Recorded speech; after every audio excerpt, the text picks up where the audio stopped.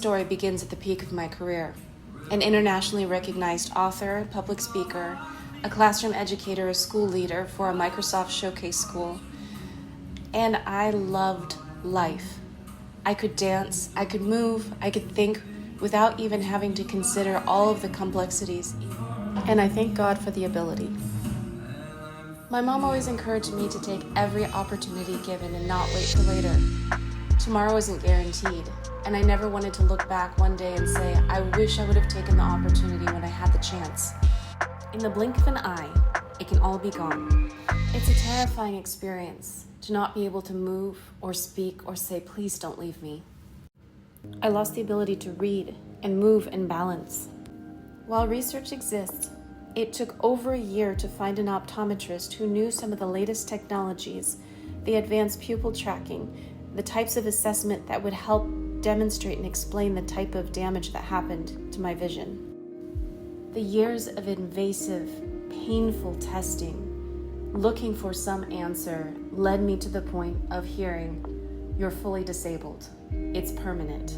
There's nothing we can do for you. I refused to give up. I joined research studies, seeking different types of data, looking for patterns to understand what was happening to the loss of function. This child captures what it feels like to try over and over again and keep getting knocked down. Over 4 years of physical therapy, vestibular therapy, speech therapy, vision therapy, myofunctional therapy, and occupational therapy, I would make progress and then have major setbacks. I kept presenting like someone with new concussions or strokes after any attempt at exertion, no matter how small it was. I sought out a forensic radiologist who reviewed all of my images from 2021 through 2024 and found there were still blood clots in my brain.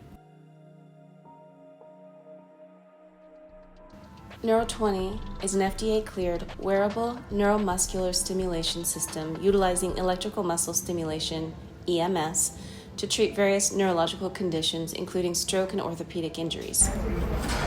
I'm up to 9 minutes and 10 seconds. This is the first time that I've been able to do this, and my oxygen saturation is at 98%.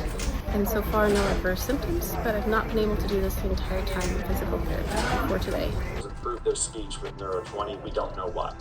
We've also, if you're feeling it across your face, just consider in that same area you're going to have cranial nerve 7. And that's going to be your facial nerve as it's actually coming across. And it's probably going to be branches 4 and 5 as it's coming down up and under your neck. As you go down all of them, you have to go consider that everything outside of cranial nerve 1 has initial touch point through the thalamus or the brainstem.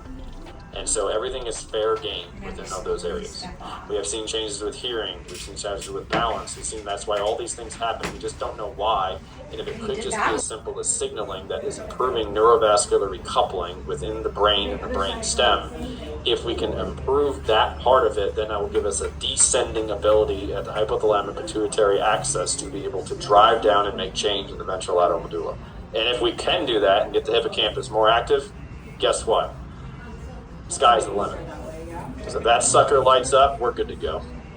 I think we're okay. And then is this one facing this way? No. Or facing that way? Facing this way. I'm just having you go. We don't have the answers yet, but there's progress, and I'm so thankful for each of the providers and researchers who have been part of this journey with me. Placing pegs in a board during hand therapy can approximate hand dexterity. With Neuro20 on the same day, it took 19 seconds. 19 seconds. It felt like less effort. Grip strength measurement with Neuro20 grip strength with the off finger weights was about 9 low, pounds. about 9 pounds there. Okay, With Neuro20 turned on, grip strength increased to about 71 pounds. So you're at 71 pounds? What? Yep, 37 and then try it without. Okay.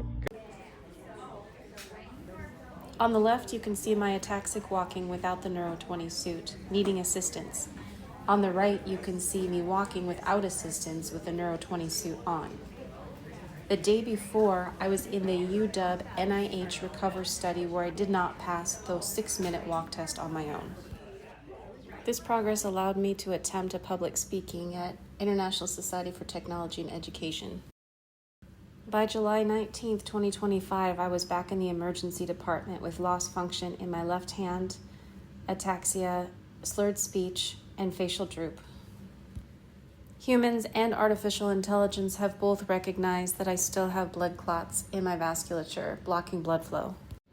I'm committed to continuing to provide data to the Neuro20 research team through different conditions and settings with external researchers and providers so we can help determine different scenarios that the Neuro20 suit can most benefit people who are going through rehabilitation and chronic conditions.